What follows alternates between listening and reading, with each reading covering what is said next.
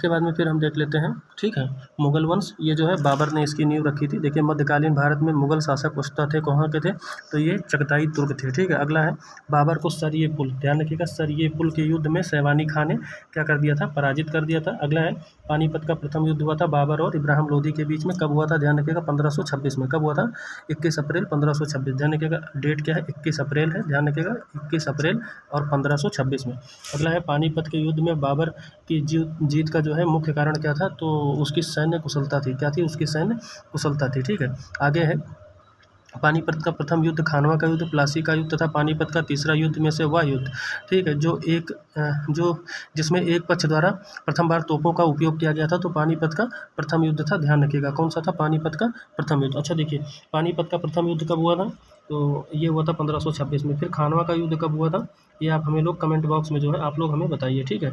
इसके बाद में हमारा होता है प्लासी का युद्ध, ये कब हुआ था, 23 जून 1757 को। कब हुआ था, 23 जून 1757 को, ठीक है। फिर पानीपत का तीसरा जो युद्ध हुआ था, ये होता 14 जनवरी 1761 को, ठीक है। डेट सहित हमको बताइएगा खानवा का युद्ध कब हुआ था, आप लोग कमेंट बॉक्स में, ठीक है। अब इसके बाद में देख लेते हैं बाबर की इब्राहिम लोदी पर विजय का कारण क्या था, तो उसके जो तोपखाना जो था, वो तोपखानों की वजह से वो जीत गया था। अगला हमारा हो जाता है बाबर ने सुल्तान इब्राहिम लोदी को पानीपत की लड़ाई में पराजित किया था, कब, 1526 में।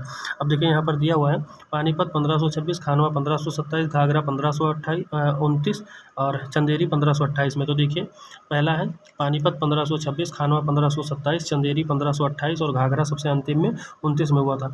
और ध्यान रखिएगा इसके बाद में फिर हम देख लेते हैं बाबर के भारत में आने के फलस्वरूप इस क्षेत्र में तैमूरी यानी तिरुमिद राजवंश की स्थापना हुई थी, ठीक है। अगला है पानीपत का युद्ध, खानवा का युद्ध, चंदेरी का युद्ध में से वह युद्ध जिसमें जेहाद, ध्यान रखिएगा जेहाद की घोषणा किसमें की गई थी, तो खानवा का युद्ध हुआ था। अगला है मेवाड़ के राजा 1527 में खानवा के युद्ध में बाबर ने हराया था किसको, राणा सांगा को। किसको हरा दिया था, खानवा के युद्ध में राणा सांगा को, ध्यान रखिएगा। अगला है भारत का मुगल शासक बनने पर जहीरुद्दीन मोहम्मद, बाबर ही नाम था, जहीरुद्दीन मोहम्मद बाबर, इसका पूरा नाम जहीरुद्दीन मोहम्मद बाबर था। अगला है बाबर ने सर्वप्रथम बादशाह की उपाधि धारण की थी, तो कहाँ पर धारण की थी, काबुल में, ध्यान रखिएगा कहाँ पर, काबुल में। अगला है बाबर के साम्राज्य में सम्मिलित थे कौन, काबुल का क्षेत्र, पंजाब का क्षेत्र, आधुनिक उत्तर प्रदेश का क्षेत्र, ये तीनों जो है बाबर के साम्राज्य में सम्मिलित थे। अगला है वह मुगल सम्राट जिसके जीवन से धैर्य व संकल्प से सफलता की शिक्षा मिलती है, कौन था, जहीरुद्दीन बाबर था। ध्यान रखिएगा कौन था, जहीरुद्दीन बाबर था। अगला है बाबर ने अपने बाबरनामा में जिन हिंदू राज्य का उल्लेख किया है वह कौन है, मेवाड़ और विजयनगर, ठीक है। कौन है, मेवाड़ और विजयनगर, ध्यान रखिएगा। आगे हमारा हो जाता है कि बाबर के बाबरनामा किस में लिखी हुई है, तुर्की में। तो ये बात बिल्कुल ठीक है कि तुर्की में क्या लिखा, बाबरनामा। अगला है तुर्की मुगल दरबार की राजभाषा थी, तो ये बात बिल्कुल गलत है, ध्यान रखिएगा। अगला है तुजुक या बाबरी लिखा गया है तुर्की में, और जो अयोध्या में जो स्थित था, ठीक है, बाबरी मस्जिद का निर्माण मीर बाकी ने करवाया था। ध्यान रखिएगा अयोध्या में स्थित जो बाबरी मस्जिद था उसका निर्माण किसने करवाया था, मीर बाकी ने। अब देख लीजिए हुमायूं और शेरशाह सूरी, काफ़ी दिलचस्प है, इसको हम लोग को देखने में काफ़ी अच्छा लगेगा। अब देखिए इसमें हो गया कामरान, उस्मान, अस्करी और हिंदाल में से वह जो हुमायूं का भाई नहीं था, तो कौन नहीं था, उस्मान नहीं था, ध्यान रखिएगा उस्मान नहीं था। अगला है हुमायूं द्वारा लड़े गए 4 प्रमुख युद्धों की तिथि अनुसार सही क्रम क्या है, तो देखिए पहला है दौराह या देवरा का युद्ध, उसके बाद में कन्नौज का युद्ध, सरहिंद का युद्ध, ध्यान रखिएगा। आगे हम देख लेते हैं फरीद जो बाद में शेरशाह सूर बना ने शिक्षा प्राप्त की थी कहाँ से, जौनपुर से, ध्यान रखिएगा कहाँ से, जौनपुर से। आगे देख लेते हैं बलबन, अलाउद्दीन खिलजी, इब्राहिम लोदी तथा शेरशाह सूरी मध्ययुगीन शासकों में से वह जो उच्च शिक्षित था, कौन था, शेरशाह सूरी जो है उच्च शिक्षित था। आगे देख लेते हैं बहलोल लोदी, सिकंदर लोदी, शेरशाह सूरी व इस्लाम शाह सूरी में वह सुल्तान जिसने पहले हजरत आला की उपाधि अपनाई थी बाद में सुल्तान की, ध्यान रखिएगा वो कौन था, तो वो था शेरशाह सूरी। आगे फिर इसी में देख लेते हैं शेरशाह सूरी द्वारा किए गए सुधार क्या थे, तो देखिए राजस्व सुधार था, प्रशासनिक सुधार था, सैनिक सुधार था, इसके अलावा करेंसी प्रणाली में भी इसने सुधार किया था, किसमें, करेंसी प्रणाली में, ठीक है। आगे हो जाता है दिल्ली सल्तनत के पराभव के उपरांत, ठीक है, वह शासक जिसके द्वारा स्वर्ण मुद्रा का सर्वप्रथम प्रचलन किया गया था, तो स्वर्ण मुद्रा का सर्वप्रथम प्रचलन किसके द्वारा किया गया था, हुमायूं के द्वारा, ध्यान रखिएगा। हुमायूं ने चुनार दुर्ग पर प्रथम बार आक्रमण कब किया था, 1532 में, ठीक है। अपने बादशाह पति के मकबरे का निर्माण जो है करवाया था, तो किसने करवाया था, हाजी बेगम ने, ठीक है। अपने बादशाह पति के लिए मकबरे का निर्माण किसने करवाया था, हाजी बेगम। अगला हमारा है कि चांदी का सिक्का जो है शुरू किया था शेरशाह सूरी ने। शेरशाह के अंतर्गत, ठीक है, तांबे के दाम व चांदी के रुपए के विनिमय दर 64:1 था। शेरशाह सूरी की मृत्यु कहाँ हुई थी? कालिंजर में। मात्र एक मुट्ठी बाजरे के चक्कर में मैंने अपना साम्राज्य खो दिया या कथन किसके लिए कहा गया था? शेरशाह सूरी के लिए। अगला, शेरशाह का मकबरा कहाँ है? सासाराम, बिहार में है, ठीक है। अगला है, शेरशाह ने निर्माण करवाया था, तो ध्यान रखिएगा कि दिल्ली के कोहना ये मस्जिद का, किसका? दिल्ली के कोहना ये किला ये कोहना, ध्यान रखिएगा, दिल्ली के किला ये कोहना मस्जिद का निर्माण किसने करवाया था? शेरशाह सूरी ने करवाया था। आगे हो जाता है, दिल्ली का पुराना किला जो था उसका निर्माण किसने करवाया था? शेरशाह सूरी ने। इसके अलावा कृषकों की सहायता के लिए, ठीक है, मध्यकालीन भारत में पट्टा, ध्यान रखिएगा, पट्टा एवं कबूलियत की व्यवस्था किसने प्रारंभ की थी? तो ये शेरशाह सूरी ने। किसकी? पट्टा और कबूलियत की व्यवस्था किसने की थी? शेरशाह सूरी ने। अब हमारा आ जाता है अकबर। देखिए, काबुल, लाहौर, सरहिंद तथा कन्नौज में से वह स्थान जहाँ पर अकबर को हुमायूं की मृत्यु की सूचना मिलने पर राजगद्दी पर बैठाया गया था, तो कहाँ पर बैठाया गया था? कन्नौज या कालानौर। अगला है, हल्दी घाटी का युद्ध, ठीक है, कि युद्ध के पीछे अकबर का मुख्य उद्देश्य क्या था? तो राणा प्रताप को अपने अधीन जो है लाना था। अगला है, ये हुआ कब था? तो 1576 में, ध्यान रखिएगा। अगला है, हल्दी घाटी के युद्ध में महाराणा प्रताप का सेनापति कौन था? तो महाराणा प्रताप का सेनापति कौन था? हकीम खान था, ध्यान रखिएगा। अगला है, अकबर ने सर्वप्रथम वैवाहिक संबंध राजपूतों के जिस गृह में स्थापित किया था? तो कछवाहा वंश से जो है सबसे पहली बार वैवाहिक संबंध जो है अकबर ने प्रारंभ किया था। अगला है, चिश्ती संत के दरगाह जहाँ पर अकबर दर्शन हेतु जाता था, ख्वाजा मोइनुद्दीन चिश्ती थे। अगला हमारा हो जाता है, अधम खां, बैरम खां, बाज बहादुर और पीर मोहम्मद खां में से वह जिसे अकबर ने स्वयं मारा था, तो किसको मारा था? अधम खां को। अधम खां को अधमरा कर दिया था, ऐसे याद रख लीजिएगा। अगला है, राजपूताना का वह राज्य जिसने अकबर की संप्रभुता स्वयं को स्वीकार नहीं की थी। मतलब मेवाड़ जो था वो अकबर की संप्रभुता को स्वीकार नहीं किया था, ध्यान रखिएगा। अगला हमारा हो जाता है, वह शासक, ठीक है, जिसने मुगलों के विरुद्ध निरंतर स्वतंत्रता का संघर्ष जारी रखा और समर्पण नहीं किया, तो कौन थे? मेवाड़ के राव चंद्रसेन, ठीक है। अगला है, अकबर के साथ युद्ध करने वाली दुर्गावती रानी कहाँ की थी? मांडला अथवा गोंडवाना की। अगला है, अकबर को सम्राट, राष्ट्रीय सम्राट सिद्ध करने में सहायक तत्व कौन थे? तो प्रशासकीय एकीकृत, कानूनों की एकरूपता, संस्कृति एकता तथा प्रयत्न एवं उसकी धार्मिक नीति। अगला है, अकबर की लोकप्रियता का कारण क्या था? तो उसकी लोकप्रियता का कारण क्या था? मनसबदारी प्रथा एवं धार्मिक नीति, भू राजस्व व्यवस्था और सामाजिक सुधार। अगला है, वह मुस्लिम का शासक जिसने जो है तीर्थकर को जो है तीर्थ यात्रा कर को समाप्त कर दिया था, तो किसने किया था? अकबर ने। कब किया था? तो ध्यान रखिएगा 1563 में। कब किया था? 1563 में। अगला है, बाबर, हुमायूं, अकबर तथा औरंगजेब बादशाहों में से वह जिसको, ठीक है, प्रबुद्ध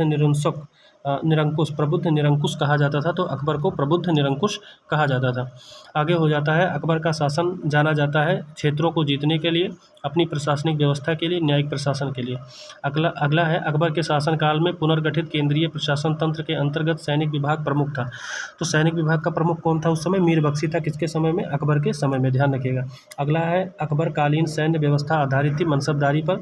अकबर द्वारा दीवान का पूर्ण रूपेण दर्जा दिया जाने वाला प्रथम व्यक्ति कौन था? तो मुजफ्फर खां तुर्बाती। कौन था? मुजफ्फर खां तुर्बाती था। अगला हो जाता है, अकबर ने जिस मनसब प्रणाली को लागू किया था वह उधार ली गई थी कहाँ से? तो मंगोलिया में प्रचलित प्रणाली से। अगला है, अकबर के काल में हर 10 घुड़सवार सैनिकों के लिए, ठीक है, मनसबदारों के 20 घोड़ों का रखरखाव करना पड़ता था, ठीक है, सही है। दूसरा है, घोड़ों की यात्रा को आराम देना होता था और युद्ध के समय उनका बदलना आवश्यक होता था, तो दोनों बात एकदम सही है और व्याख्या भी बिल्कुल ठीक है। अगला है, टोडरमल किस लिए प्रसिद्ध थे? तो देखिए, भू राजस्व के क्षेत्र में इनका अहम योगदान था, इसीलिए टोडरमल प्रसिद्ध थे। अगला है, जाप्ती, दहसाला, नसक और कानकुट में से वह कर व्यवस्था जिसे बंदोबस्त व्यवस्था के नाम से जाना जाता है, तो बंदोबस्त व्यवस्था नाम से किसको जाना जाता है? ये हमारा हो जाएगा दहसाला। अगला है, टोडरमल किससे संबंधित थे? मालगुजारी सुधारों से संबंधित थे। अगला है, भू राजस्व प्रशासन के क्षेत्र में शेरशाह एवं अकबर के मध्य बीरबल, टोडरमल, भगवान दास, भारमल में से वह जो न्यायतंत्र में कड़ी थी, तो कौन था? टोडरमल थे। अगला हो जाता है, अकबर काल में भू राजस्व व्यवस्था की एक प्रसिद्ध आईने दहसाला, ठीक है, आईने दहसाला पद्धति निर्मित की गई थी टोडरमल के द्वारा। अगला है, दीन इलाही जो धर्म था ये कब प्रारंभ किया गया था? तो 1582 में, ध्यान रखिएगा, कब? 1582 में। और इसका प्रचार किसने किया था दीन इलाही धर्म का? तो वो किया था अकबर ने। अगला हमारा हो जाता है कि वह इतिहासकार जिसने दीन इलाही को धर्म कहा था, तो अब्दुल कादिर बदायूनी ने। अगला है, इबादत खाने का निर्माण किसने करवाया था? अकबर ने, ध्यान रखिएगा। फतेहपुर सीकरी का इबादत खाना था वह भवन जिसमें विभिन्न धर्मों के विद्वानों के साथ अकबर चर्चा करता था, ध्यान रखिएगा।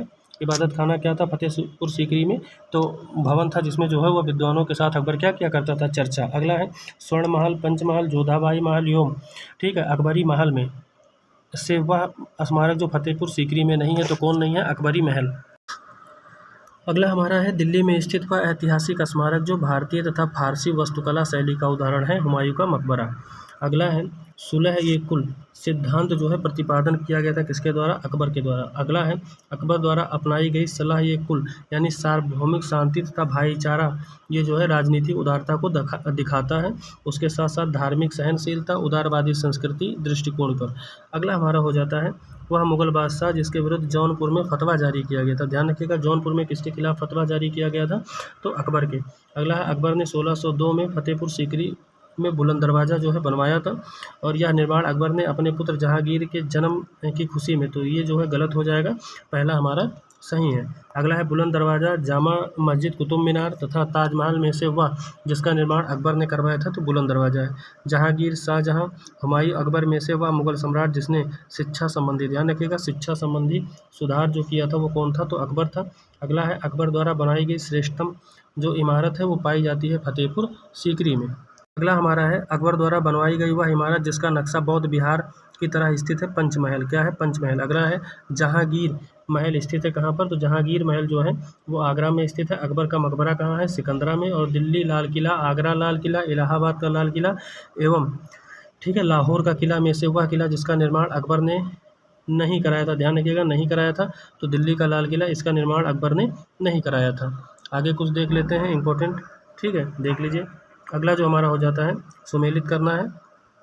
देखिए बाबर 1526 से 30 तक काबुल, ठीक है। अगला है अकबर, तो 1556 से 1605, ठीक है सिकंदरा में, ठीक है। इसके मतलब ये क्या है, तो ये जो है जहाँ जहाँ इनको दफनाया गया है उसकी बात की जा रही है। जहांगीर इसको लाहौर में और शाहजहाँ को आगरा में, ध्यान रखिएगा।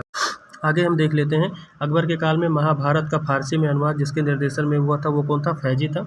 अब्दुल कादुर बदायनी, अबुल फजल, निजामुद्दीन अहमद तथा शेख मुबारक में से वह जिसने महाभारत का फारसी में अनुवाद किया था अब्दुल कादुर बदायनी था, ठीक है। महाभारत का जो अनुवाद हुआ था फारसी में उसका नाम रज्जनामा था, ध्यान रखिएगा। वह जो अकबर की इच्छा अनुसार रामायण का फारसी में अनुवाद किया था अब्दुल कादिर बदायनी, उसका भी नाम था। अगला हमारा हो जाता है मोहम्मद हुसैन, ठीक है, मुकम्मल खां। उसके बाद में अब्दुस समद, मीर सैयद अली में से वह जिसे सम्राट अकबर द्वारा जरी कलम, किसके, जरी कलम की उपाधि से सम्मानित किया गया था, तो वह था मोहम्मद हुसैन। अगला है जैन साधु जो अकबर के दरबार में कुछ वर्ष रहा था जिसे जगत गुरु की उपाधि से सम्मानित किया गया था हरिविजय सूरी को, किसको, हरिविजय सूरी को। अगला हमारा हो जाता है अबुल हसन दसवंत किशनदास, ठीक है, उस्ताद मंसूर में से वह मुगल सम्राट अकबर के समय में प्रसिद्ध चित्रकार था, कौन था, दसवंत था। अगला है इंग्लैंड की महारानी, ठीक है, एलिजाबेथ प्रथम का समकालीन जो राजा था भारत का वो कौन था, अकबर था। अगला है वह भारतीय लेखक जिसने अमेरिका की खोज का उल्लेख किया है, तो वो कौन था, अबुल फजल था। अगला हमारा हो जाता है अकबर के दरबार में आने वाला, ठीक है, किसके, अकबर के दरबार में आने वाला पहला अंग्रेज व्यक्ति कौन था, रॉल्फ फिंच था, ठीक है। और बिहार में भी पहला जो है अंग्रेजी व्यक्ति कौन गया था यात्रा करने के लिए, तो रॉल्फ फिंच ही गया था, ध्यान रखिएगा। अकबर के शासनकाल घटनाओं का व्यवस्थित क्रम क्या है, जजिया का इबादत खाना, उसके बाद मजहर पर हस्ताक्षर और सबसे अंत में है दीनिया इलाही की स्थापना। अकबर ने बंगाल तथा बिहार को मुगल साम्राज्य में मिलाया था कब, 1576 में। आगे हम लोग देख लेते हैं, ठीक है, दो अस्पा और सिंह अस्पा प्रथा की शुरुआत किसने की थी, जहांगीर ने। मुगल मनसबदारी व्यवस्था के संदर्भ में सही है, जात एवं सवार पद प्रदान किए जाते थे, मनसबदार अनुमानसिक नहीं होते थे, ध्यान रखिएगा। और मनसबदार 3 वर्ग थे, कितने वर्ग थे, 3 वर्ग थे। अगला हो जाता है मुगलों एवं मेवाड़ के राणा के मध्य चित्तौड़ की संधि जिस शासक के शासनकाल में हस्तांतरित हुई थी वो थे जहांगीर। ईस्ट इंडिया कंपनी ने जहांगीर के दरबार में पहले भेजा था किसको, कैप्टन हॉकिंस को, ध्यान रखिएगा। और अगला है जहांगीर के दरबार में ब्रिटिश शासक जेम्स प्रथम का राजदूत कौन था, जेम्स विलियम हॉकिंस था। इसके बाद में हम देख लेते हैं जहांगीर ने खान की उपाधि से किसको सम्मानित किया था, तो हॉकिंस को ही। और मुगल सम्राट जहांगीर ने इंग्लिश खान की उपाधि किसको दी थी, विलियम्स हॉकिंस को। आगे हमारा हो जाता है ब्रिटिश राजदूत के रूप में सर थॉमस रो भारत कब आया था? तो देखिए ये जो है थॉमस रो 1615 में जहांगीर के शासनकाल में ही आया था। और अगर बात करें तो 1608 में कौन आया था? कैप्टन हॉकिंस आया था। ये बात भी ध्यान रखिएगा, कैप्टन हॉकिंस कब आया था? 1608 में। अगला है जहांगीर ने थॉमस रो को मिलने का अवसर दिया था अजमेर में। कहाँ पर मिला था? अजमेर में। अगला है भारत में इंग्लैंड का वह दूत जो जहांगीर के पीछे अजमेर में मांडू आया था, तो कौन था? थॉमस रो था। कौन था? थॉमस रो था। अगला है एक डच पर्यटक जिसने जहांगीर के शासनकाल में मूल्यवान विवरण दिया है वह कौन था? तो वो था फ्रांसिस्को पेलपर्ट। कौन था? फ्रांसिस्को पेलपर्ट। अगला है वह मुगल शासक जिसका मकबरा भारत में नहीं है, जहांगीर एवं बाबर का। ठीक है। अगला है जहांगीर दफन कहाँ किया गया? लाहौर में। ठीक है। मुगल चित्रकला अपनी पराकाष्ठा पर कब पहुंची थी? जहांगीर के शासनकाल में। अगला है जहांगीर ने, ठीक है, किसने? जहांगीर ने नादिर उल जमा की पदवी धारण की थी अबुल हसन को। किसको दी थी? अबुल हसन को। अगला है वह चित्रकार जिसे नादिर उल असर की उपाधि दी गई थी, तो वो कौन था? मंसूर। जहांगीर के दरबार में पक्षियों का, ध्यान रखिएगा, पक्षियों का सबसे बड़ा चित्रकार कौन था? मंसूर था। बाबर, अकबर, जहांगीर, औरंगजेब, ठीक है, मुगल बादशाहों में से वह जिसने अपनी आत्मकथा, क्या चीज़?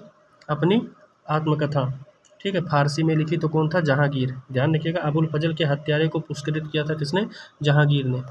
आगे हो जाता है जहांगीर के विरुद्ध विद्रोह किया था किसने? खुर्रम, महाबत खां और खुसरो ने।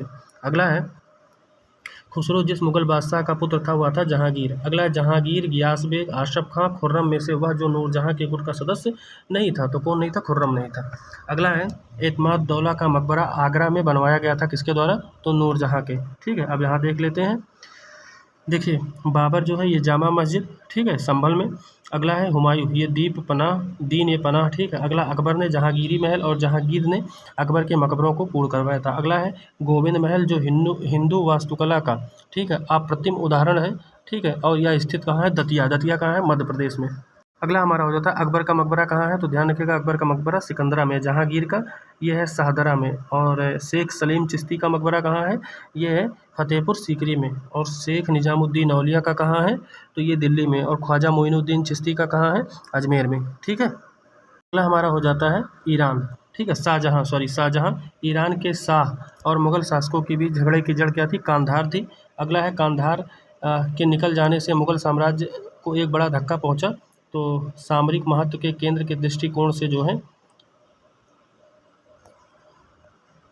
अगला है शाहजहाँ के बल्ख अभियान, कौन सा? ध्यान रखिएगा, जो शाहजहाँ के बल्ख अभियान का उद्देश्य क्या था? तो काबुल की सीमा से सटे बल्ख और बदखसा एक मित्र शासक को लाना। अगला है वह जिसने बनारस इलाहाबाद की तीर्थ यात्रा कर की समाप्ति के लिए मुगल बादशाह के सामने बनारस के पंडितों का नेतृत्व किया था, कौन थे? कबींद्राचार्य। कौन थे? कबींद्राचार्य थे। ध्यान रखिएगा, कौन थे? कबींद्राचार्य। ठीक है। आगे हमारा हो जाएगा कि कलीम, काशी, कुदसी तथा मुनीर में से वह जो, ठीक है, शाहजहाँ के शासनकाल में राजकवि था, तो कौन था भाई? राजकवि। तो ये हमारा हो जाएगा कलीम। अगला है मुमताज़ महल का असली नाम क्या था? अर्जुमंद बानो बेगम था। अगला है हिंदू ईरानी वास्तुकला का सर्वप्रथम समन्वय हमें देखने को कहाँ मिलता है? ताजमहल में। अगला है वह मुगल बादशाह जिसने दिल्ली की जामा मस्जिद का निर्माण करवाया था, तो कौन था? शाहजहाँ था। ध्यान रखिएगा।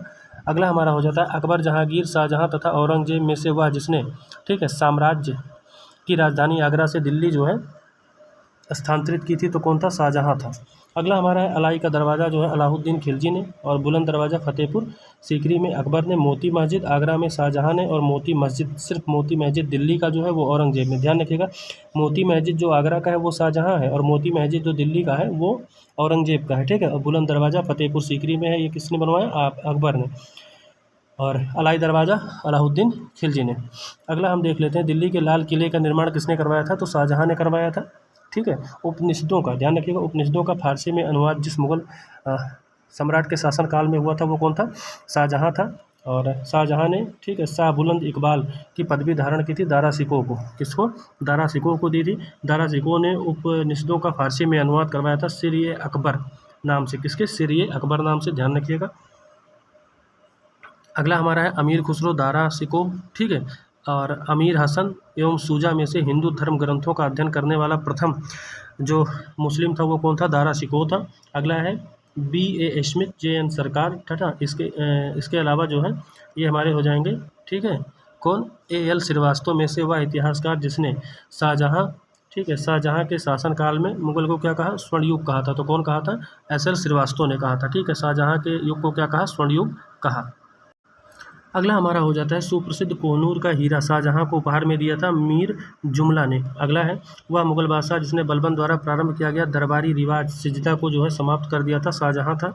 अगला है दारा सिको, ठीक है, मुराद बख्श, शाह सूजा, औरंगजेब में से वह शाहजहाँ के शासनकाल में अधिकांश समय तक दक्कन का गवर्नर था। तो कौन था, औरंगजेब था। अब देख लेते हैं औरंगजेब के बारे में।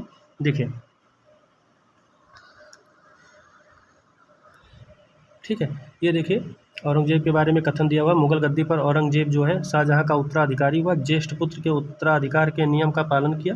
ये सही है, परंतु आर जो है ये गलत है। अब देख लेते हैं आगे। अकबर जहांगीर, ठीक है, शाहजहाँ और औरंगजेब में से वह मुगल बादशाह जो 2 बार राजा अभिषेक किसका हुआ था, तो ये हुआ था औरंगजेब का। अगला है धर्मत का युद्ध, ठीक है, ये औरंगजेब और दारा सिकोह के मध्य हुआ था। औरंगजेब ने जोधपुर के शासक, ठीक है, जसवंत सिंह को 1658 ईस्वी में धर्मत के युद्ध में पराजित किया था। धर्मत कहाँ स्थित है, तो ये स्थित है मध्य प्रदेश में, ध्यान रखिएगा। अगला हमारा हो जाता है मुगल शहजादा जिसने श्रीनगर गढ़वाल के में आश्रय ले लिया था। तो कौन था, सुलेमान सिकोह था। अगला है औरंगजेब का वह पुत्र जिसने, ठीक है, विद्रोह करके राजपूतों के विरुद्ध अपने पिता की स्थिति दुर्बल कर दी थी। कौन था, अकबर। अगला है वह मुगल सेनापति जिसके साथ शिवाजी ने 1655 में पुरंदर की संधि की थी। तो कौन था, जयसिंह था। कौन था, जयसिंह था। अगला हमारा हो जाता है वह मुगल बादशाह जिसको जिंदा पीर कहा जाता था। तो जिंदा पीर किसको कहा जाता है, औरंगजेब को। और सबसे ज़्यादा हिंदू सैनिक भी किसके शासनकाल में थे, तो औरंगजेब के, ध्यान रखिएगा। अगला है औरंगजेब ने बीजापुर की विजय की थी कब, 1686 में। अगला है औरंगजेब ने दक्षिण में जिन 2 राज्यों का विजय किया था वह है बीजापुर और गोलकुंडा। अगला है वह बादशाह जिसके अंतर्गत, ठीक है, मुगल सेना में सर्वाधिक हिंदू सेनापति थे। तो औरंगजेब, अभी हमने ऊपर ही देख लिया। अगला हमारा हो जाता है वह मुगल सम्राट जिसने सर्वाधिक हिंदू संख्या के अधिकारियों को नियुक्त किया था। तो कौन हो गया, औरंगजेब। वही बात है, जजिया का जिसने पुनः लगाया था वह कौन था, औरंगजेब था। और औरंगजेब द्वारा चलाया गया जिहाद का अर्थ था दारुल इस्लामी, ध्यान रखिएगा क्या था, दारुल इस्लामी था। अगला हम इसी में देख लेते हैं कि बीबी का मकबरा, ठीक है, औरंगजेब ने बनवाया था। ये औरंगाबाद महाराष्ट्र में है। इसको जो है जो ताजमहल है उसका मतलब दूसरा ताजमहल कहा जाता है। और ये जो है रबिया उद दौरानी का मकबरा है जो इसकी पत्नी थी। अगला है जहाँ आरा, ठीक है, रोशन आरा, ठीक है, गौहर आरा और मेहरुन्निसा में से वह जो सम्राट औरंगजेब की पुत्री थी। तो कौन थी, मेहरुन्निसा। अगला है औरंगजेब ने साहिबाद उज जमानी की उपाधि प्रदान की। तो किसको की थी, जहाँ आरा को। किसको, जहाँ आरा को। अगला है संत रामदास से संबंधित किया जाता है औरंगजेब के शासनकाल में। किसको, औरंगजेब के शासनकाल में। अब देख लेते हैं मुगलकालीन प्रशासन के बारे में, ठीक है, तो देख लेते हैं। मुगल प्रशासन के दौरान जिले को जाना जाता था किस नाम से, सरकार के नाम से। किस नाम से, सरकार के। अगला है मुगल काल में सेना का प्रधान कौन था, मीर बख्शी था। अगला है मुगल शासन में मीर बख्शी का कर्तव्य क्या था, भू राजस्व, ठीक है, अधिकारियों का परीक्षण था। अगला है बर्नियर, ठीक है, करेरी, मनुची तथा ट्रेवेनियर में से वह जिसे मुगल सेना में चिकित्सक नियुक्त किया गया था, मनुची को। किसको, मनुची को। अगला हमारा हो जाता है मुगल प्रशासन में, ठीक है, मुहतासिब मतलब लोक आचरण का अधिकारी होता था। मतलब ये पूछा हुआ है मुहतासिब का अर्थ क्या होता था, लोक आचरण का अधिकारी होता था। अगला है मध्यकालीन भारत में मनसबदारी प्रथा, ठीक है, खास तौर पर इसलिए चालू की गई थी ताकि साफ सुथरा प्रशासन लागू हो सके। अगला है मुगल मनसबदारी व्यवस्था के विषय में सत्य है, इसमें 33 वर्ग थे, ठीक है, उन्हें मशरूत अथवा सशर्त पद प्राप्त होते थे, पहली बात। दूसरा, उनका सवार पद जात पद से अधिक नहीं हो सकता था। समस्त कार्यकारी एवं सैन्य अधिकारियों को मनसब प्रदान किया जाता था। अगला है मुगल भारत में राज्य की आय का प्रमुख स्रोत क्या था, भू राजस्व था। मुगल प्रशासनिक शब्दावली में माल, ठीक है, प्रतिनिधित्व करता था। माल जो है ये भू राजस्व का प्रतिनिधित्व करता था। अगला है मुगल सम्राट जिसे तंबाकू के प्रयोग पर निषेध लगा दिया था। तो वो कौन था, जहांगीर ने तंबाकू के प्रयोग पर निषेध कर दिया था। अगला है मुगल प्रशासन में मदद ए मास इंगित करता है विद्वानों को दी जाने वाली राजस्व मुक्त अनुदत्त भूमि को, ठीक है। अगला हमारा हो जाता है मुगल काल में मनसबदारी प्रथा विद्यमान थी, ठीक है, सही बात है। और दूसरा जो है मनसबदारों का चयन योग्यता के आधार पर होता था, यह बात गलत है। आगे हम इसी में देख लेते हैं सभी मनसबदार सेना अधिकारी नहीं होते थे, ठीक है, ये बात बिल्कुल ठीक है। अगला है मुगल शासन के अधीन उच्च अधिकारी भी मनसबदार होते थे और उनका वर्गीकरण होता था। तो ये भी जो है ठीक है, यानी ए आर दोनों सही है। अगला है भोज, सिद्धराज, जयसिंह, जैन उल आबदीन, अकबर में से वह जिसे राम सीता की आकृतियों और रामसीय देवनागरी लेख से युक्त कुछ सिक्के चलाए गए। तो वो कौन था, अकबर था, ध्यान रखिएगा। अगला है मुगल शासन में तांबे का सिक्का कहलाता था दाम। तांबे का जो सिक्का होता था उसको क्या कहते थे? दाम कहते थे। ध्यान रखिएगा। मध्यकाल में बटाई शब्द का अर्थ था लगान निर्धारण का तरीका। इसके बाद में फिर हम देख लेते हैं मुगलकालीन संगीत एवं चित्रकला। देखिए मुगल चित्रकला के विषय में सही कथन, ठीक है, युद्ध दृश्य, पशु पक्षी, ठीक है, प्राकृतिक दृश्य और दरबारी चित्रण था। अगला है चित्रकला की मुगल शैली का प्रारंभ किया था हुमायूं ने।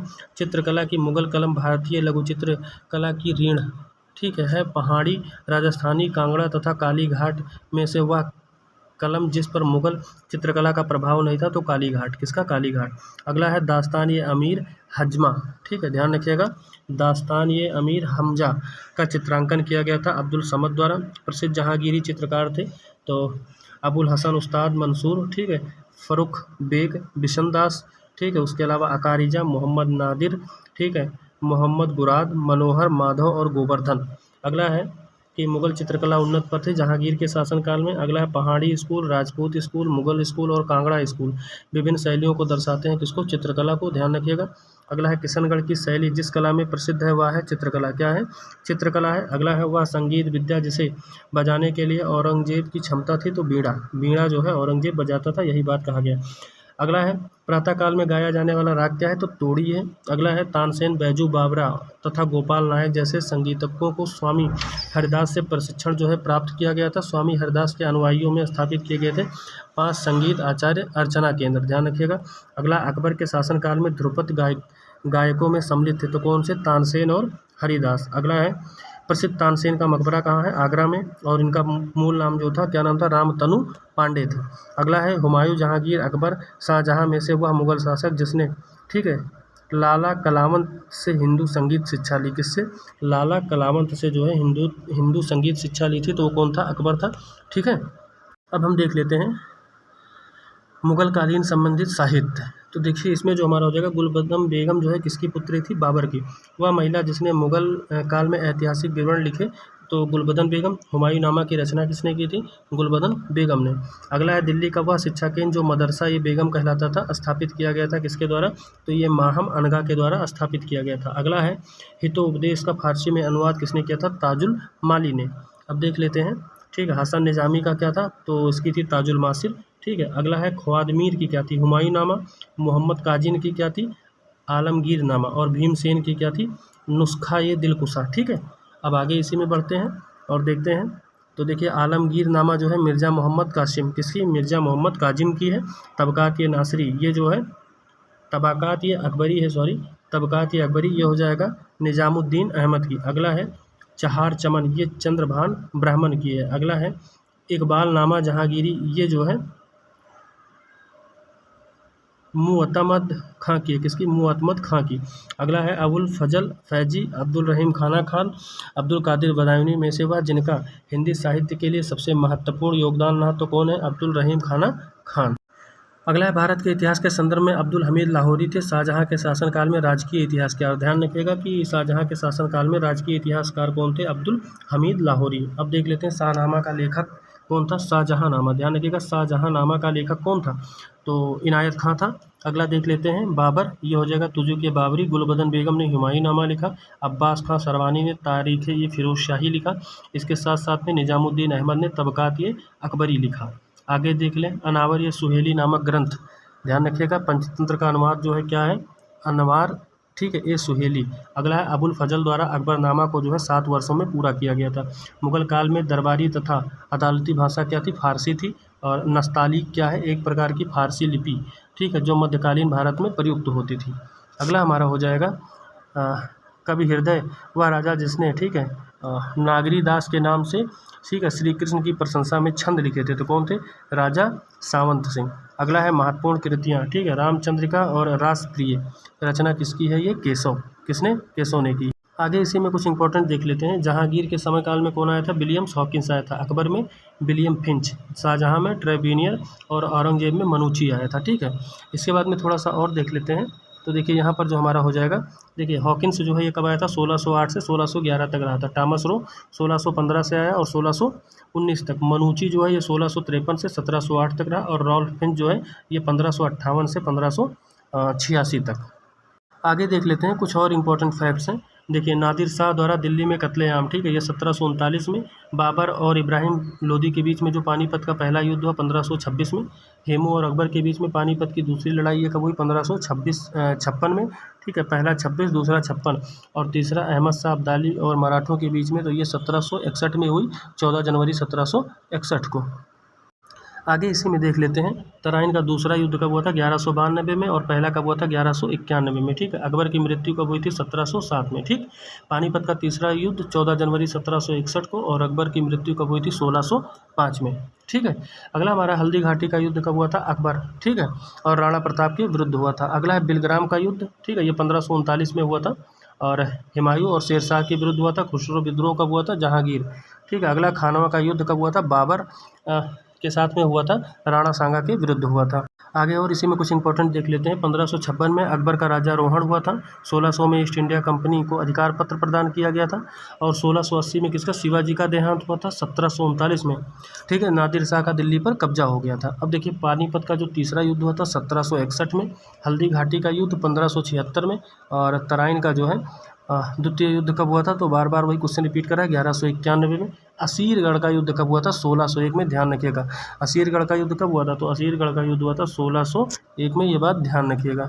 सिख संप्रदाय से संबंधित कुछ महत्वपूर्ण बात देख लेते हैं, तो देख लेते हैं यहाँ पर गुरु नानक ने अपना उत्तराधिकारी किसको नियुक्त किया था, गुरु अंगद देव को, ठीक है। पंजाब में अमृतसर नगर को स्थापित किसने किया था, गुरु रामदास ने, ठीक है।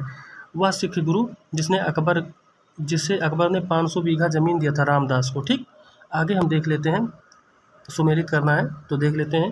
गुरु अर्जुन देव ने आदि ग्रंथ, ठीक है, कर्पूर सिंह ने दल खालसा और गुरु अमरदास ने मंजी, ठीक है, मंजी इसकी जो है स्थापना की। आगे वह सिख गुरु जिसने विद्रोही राजकुमार अमीर खुसरो की सहायता एवं धन एवं आशीर्वाद से की थी, तो गुरु अर्जुन देव, ठीक है। और आदि ग्रंथ अथवा गुरु ग्रंथ साहब का संकलन भी किसने किया था, गुरु अर्जुन देव ने, ठीक है। अगला है वह सिख गुरु जिसको तत्कालीन शासकों द्वारा मृत्युदंड दिया गया था, तो देखिए एक गुरु अर्जुन देव थे और एक गुरु तेग बहादुर थे, ठीक है। अब औरंगजेब ने किसको दिया था, गुरु तेग बहादुर को, ये बात भी ध्यान रख लीजिएगा। अगला है हेमकुंड, ताराकुंड तथा ब्रह्मकुंड में से वह स्थान जिस पर एक प्रसिद्ध सिख गुरु अवस्थित है, तो कौन है, हेमकुंड। अगला है सिख गुरु का जन्म पटना में हुआ था, गुरु गोविंद सिंह का, ध्यान रखिएगा। अगला है जिनकी मृत्यु जो है जिनकी समाधि के कारण नांदेड़ गुरुद्वारा सिखों का पवित्र माना जाता है, तो वो गुरु गोविंद सिंह का। अगला है गुरु गोविंद सिंह की महानता निहित है इसमें कि उन्होंने सिखों की सैनिक व्यवस्था का गठन किया था। खालसा पंथ प्रारंभ हुआ था 300 वर्ष से पहले।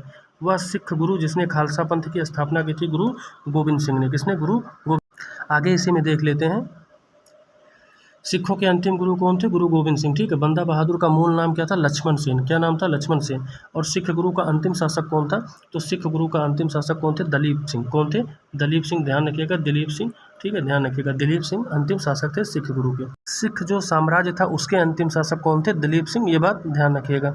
अगला हमारा है मराठा राज्य और उसके संग। देखिए मराठों के उत्कर्ष का कारण क्या था, धार्मिक चेतना, भौगोलिक सुरक्षा, राजनैतिक जागृति, उच्च नेतृत्व की शक्ति। अगला है शिवाजी ने मुगलों को हराया था सलाहार के युद्ध में, कब, सलाहार के युद्ध में, ठीक है। अगला है शिवाजी का जन्म हुआ था वो 1627 में हुआ था और वह सेनानायक जिसने बीजापुर के सुल्तान ने 1659 में शिवाजी को दबाने का सोचा था, तो कौन था, अफजल खां, कौन था, अफजल खां।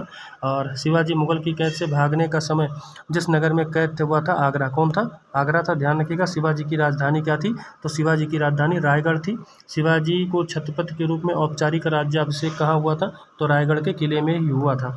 शिवाजी के गुरु का नाम क्या था, शिवाजी के जो धार्मिक गुरु थे उनका नाम क्या था, रामदास था, जबकि जो इनके मतलब अस्त्र शस्त्र से संबंधित उनका नाम दादा पूर्णदेव था।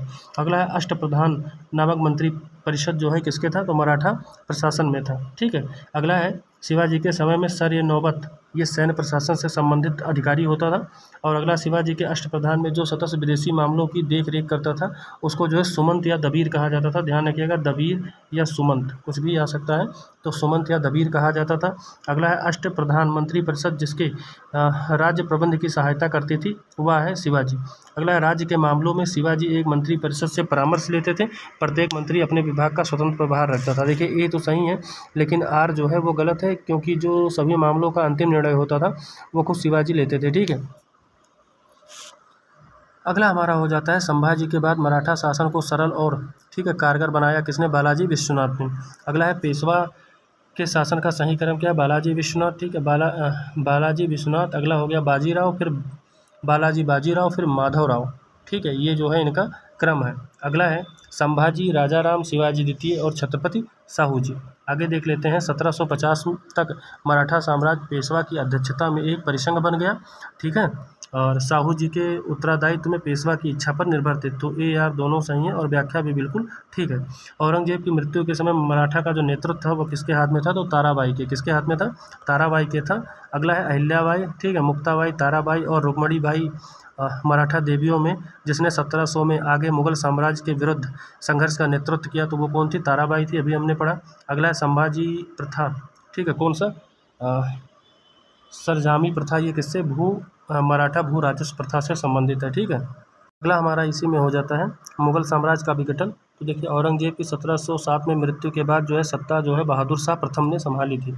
अगला है मुगल सम्राट जहांदार शाह के शासन के समय पूर्व अंत का कारण था। एक युद्ध में वह अपने भतीजे द्वारा पराजित हो गया था। अगला है अकबर, जहांगीर, बहादुर शाह और फर्रुखसियर में से वह जिसने अंग्रेज को बंगाल में, ठीक है, अंग्रेज को बंगाल में शुल्क मुक्त व्यापार करने की सुविधा दी थी। कौन था? फर्रुखसियर। अगला है मयूर सिंहासन पर बैठने वाला जो अंतिम मुगल सम्राट था वो था मोहम्मद शाह। नादिर शाह के आक्रमण के समय मुगल शासक कौन था? मोहम्मद शाह था, और वह शासक जिसके शासनकाल में हिजड़ों तथा महिलाओं, ठीक है, के एक वर्ग का प्रभुत्व था, मोहम्मद शाह।